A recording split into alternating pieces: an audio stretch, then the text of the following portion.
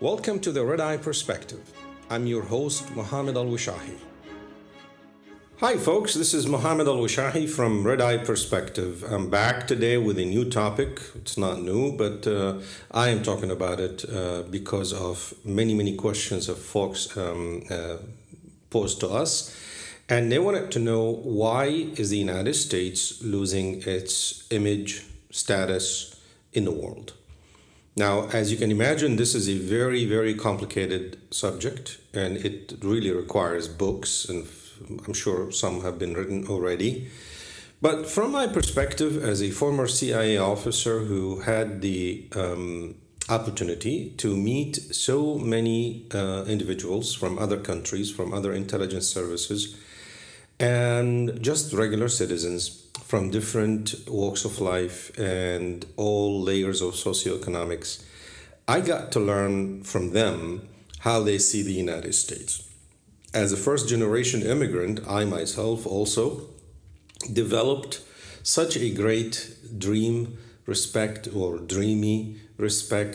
of the United States as a young man, seeing how the United States was leading the world, leading with certain values that they were spreading: democracy, freedom, liberty, prosperity, individual liberties to pursue life as long as it's legal. All these principles seemed so appealing to me as a first generation immigrant when I first landed in the United States. And I believe me when I tell you that I didn't choose the United States randomly. It took me a couple of years until I finally decided, yeah, this is the place I would like to have an opportunity to live in. And look, it was amazing.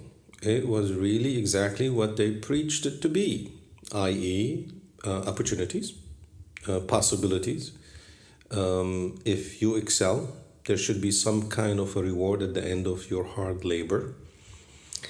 There is a system of, administrative issues regarding these citizens, and you can manage your life fairly okay as long as you keep track of everything.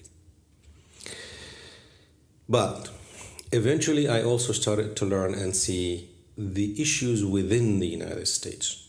Not that the United States is unique in that regard. All countries have issues within, have problems within. And the United States never claimed perfection. But I tell you what the United States successive governments did over the years. What they've done is that they over-promised and under-delivered, definitely.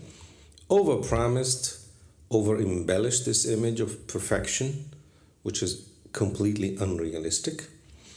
Only recently you started to hear secretaries of state and other individuals of the United States government who are in charge of handling some kind of foreign affairs or an aspect of the foreign affairs, who would admit openly that we're not perfect, we continue to work on our issues.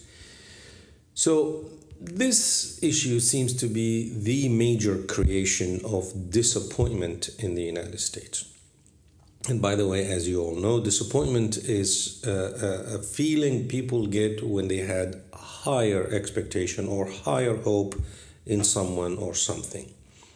So disappointment is a feeling that a person who looked up to you and wanted more of you, or at least what you promised, and when you didn't deliver, they became disappointed.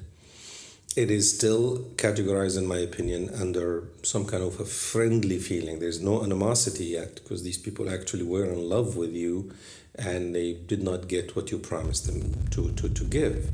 So therefore, this disappointment over the years becomes more and more solidified in foreigners' minds about the United States, that, well, actually they were lying to us all along. Actually they have this double standard thing. They just claim democracy, for example, but only in certain regions when it's applicable to the interests of the United States. We support Ukraine because it's defending itself against a Russian invasion. These are the standard statement of United States officials. But we also support Israel, even if it's committing very atrocious acts against civilians in Gaza. So this, to the majority of the world's population, looks like a double standard. So it begins to kind of dawn on people, and it did already for a couple of decades, that these are things like oxymoronic oddities, don't really go together. You tell me one thing, but then you practice completely different. You promise me one thing, but you don't deliver. So therefore, for those folks in the United States nowadays, is not only a disappointment. The United States of America has become an entity that they really prefer not to deal with. And those who have options to engage with other governments, such as Russia or China or other European major countries, they would go to that first nowadays. They try to avoid the United States because they just can't trust the United States government statements. Now, there's another aspect of this. I mean, with the expansion of the communication via the internet and the visibility that people are getting into the United States, internal domestic issues also contributed tremendously to this, again, disappointment or questioning the wisdom and the philosophy of the United States as a concept, meaning, you tell me that hard work pays off. You tell me you take care of your own people. You tell me I should encourage democracy and all this stuff. But then I look at you and I find out that you really have some serious problems in your own country. You have problems in even democracy. Some people are complaining.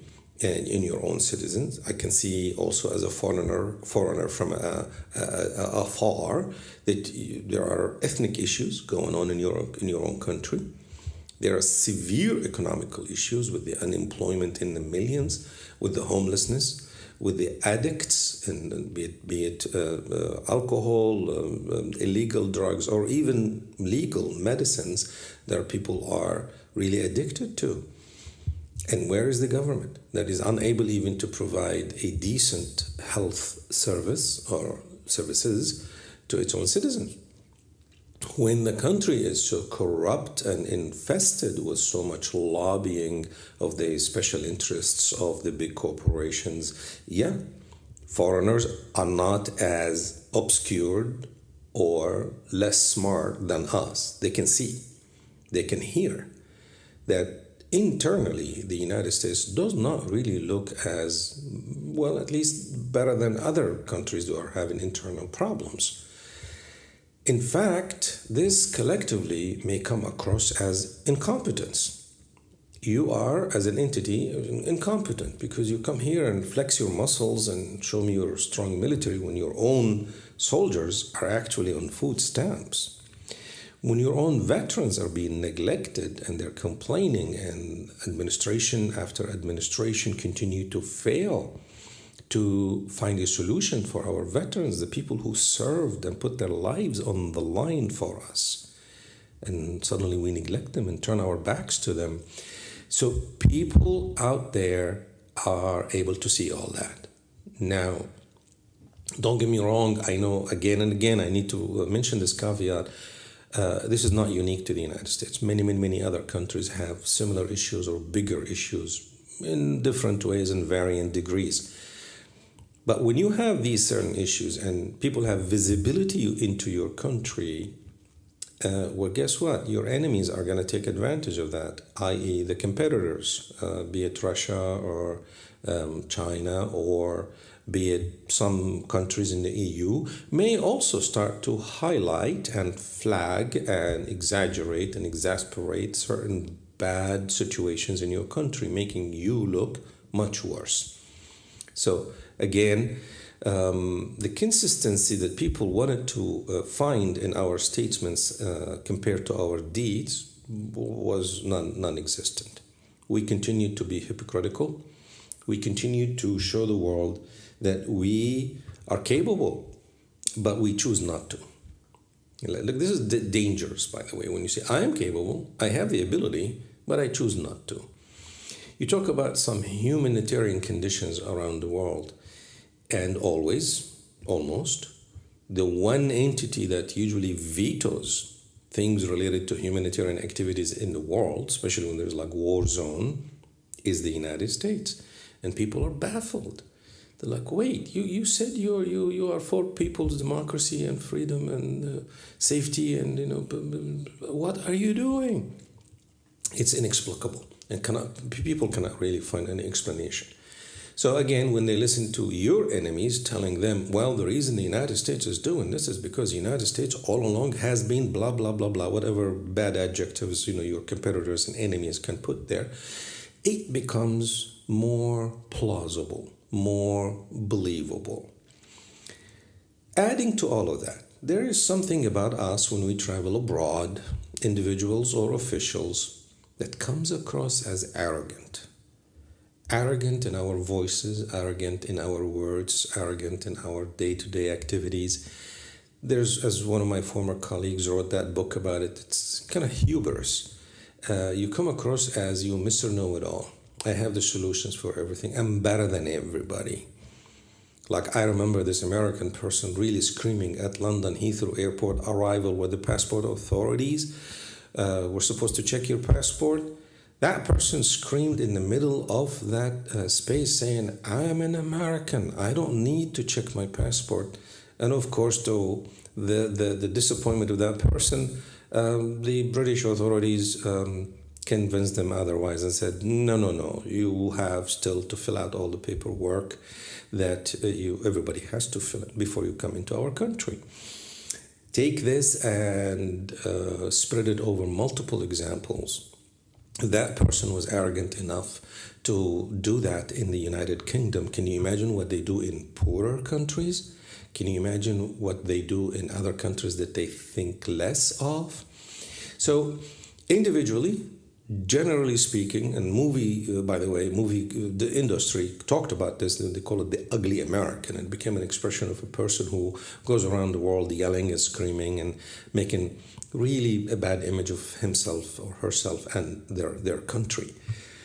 So collectively, overall, unfortunately, we are not looking so good nowadays. Although I, as a person, really strongly believe that we have the capability of fixing this. We have the ability to look internally. And that's one of the advantages that Americans and America has more than any other country in the world. Is like we are willing to look internally and fix our problems.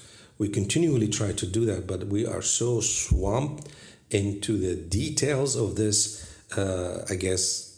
phase of fixing ourselves, and it's been going on for a number of years. As you probably remember what happened in January 2021. You remember what happened with all the elections grievances, you remember. But we continue to look internally, and we hope that eventually we'll be able to fix it, not completely, but at least to a certain level where people start to look at us with a little bit of respect again. Because trust me, we don't have it. We don't have it. I have heard from poor partners and allies and friendly countries to the United States who would open up and say, you guys are not the same. We can't count on you. We can't trust you. You always go around with double standards. There's another aspect of this, but by the way, again, talking about competitors and enemies, when they, for example, provide an alternate to these poorer countries or less democratic regimes, when they go in and say, you need money? I give you money, but I'm not going to ask you about the way you govern your people. That's none of my business. So there is an alternative out there that says, you can be a dictator, I don't care, but I need money. I'll give you money as long as you give me what I need, which is access to your, let's say, ports or airports or land where I can grow food and feed my people. Just to look at it as mutual interest, and we're not going to interfere in each other's internal affairs. Well, that's not what America does. America likes always to attach any foreign aid to a certain condition about democratization, about liberties, and which is great, by the way, and I'm not criticizing that. However, we cannot preach what we don't practice. In our own country, our democracy is becoming a laughing stock in the world. And believe me, I'm not saying this in any gloating fashion. It breaks my heart because for me, as a first generation immigrant, America was the love of my life. America is the one that gave me so many opportunities. America was the one that gave me a home. So for me, it's like heartbroken when I say these things. It's like I'm pointing negatives about my own self or my own, family members. That's what it feels when I talk about America. It's not in any fashion to make it look bad. How could I do that?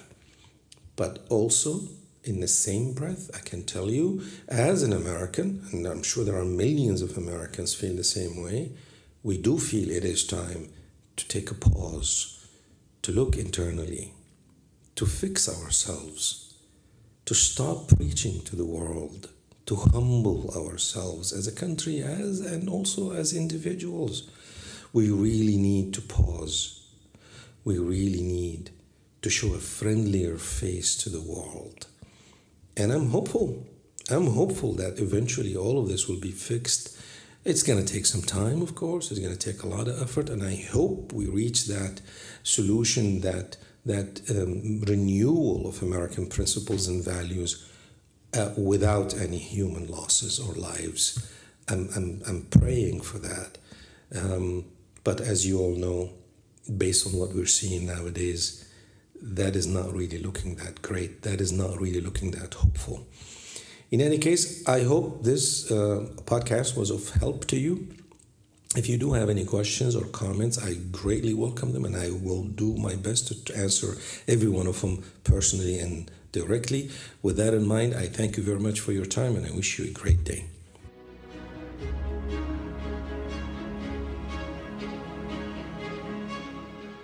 Thank you for listening to the Red Eye Perspective. For more information on training courses, consulting services, and speaking events, please visit redeyeconsultant.com.